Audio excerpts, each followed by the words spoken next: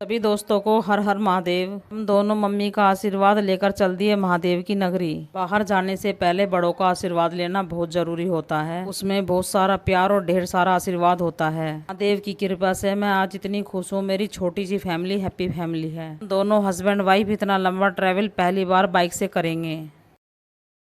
आज मैं पहली बार इतना लंबा ट्रैवल करूंगी क्योंकि मैं पहली बार हरिद्वार बाइक से जा रही हूँ। मेरठ से हरिद्वार लगभग 130 किलोमीटर है। इतना अच्छा मौसम था, इतनी अच्छी हवा चल रही थी कि पता ही नहीं चला कि हम कब मुजफ्फरनगर पहुँच गए।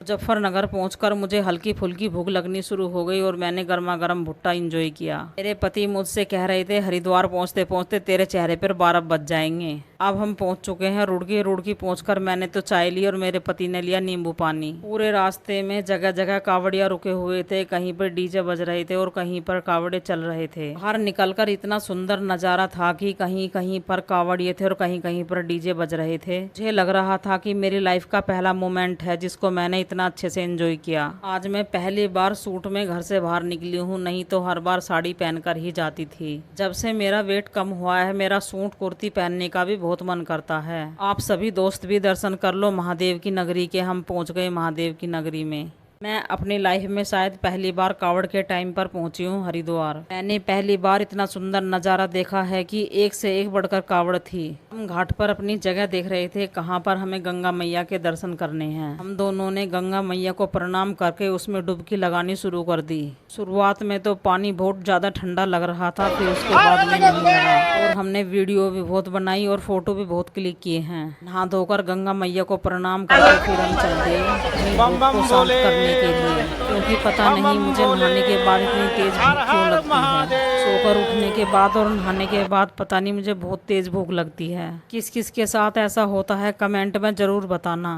हम दोनों पहुंच गए रेस्टोरेंट में और हमने दाल रोटी एंजॉय की। अब हम दोनों यहाँ पर रोपवे में बैठे हैं। हम जा रहे हैं मनसा माता के दर्शन के लिए। हर बार तो हम पैदल ही करते थे मनसा माता के दर्शन, आज पहली बार रोपवे में बैठे हैं। मैं दिखाती हूँ आपको यहाँ का नज़ारा।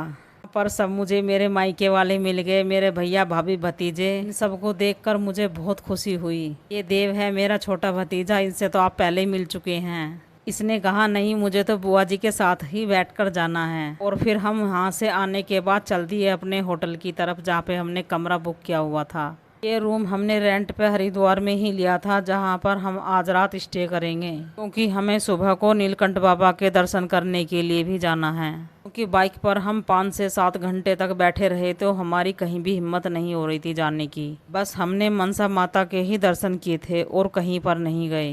ये रूम मुझे काफ़ी सुंदर और साफ सुथरा भी लगा। द्वार में आके इतना सुकून इतनी शांति मिल रही थी कि मानो हम स्वर्ग में पहुंच गए हैं। पर मेरी हालत थोड़ी सी डाउन हो चुकी थी क्योंकि मैं घर से भी वर्कआउट करके आई थी और बाइक से आने में और भी ज़्यादा थक गई। मेरी वीडियो को लाइक ज़रूर करना। सभी दोस्तों को हर हर महादेव।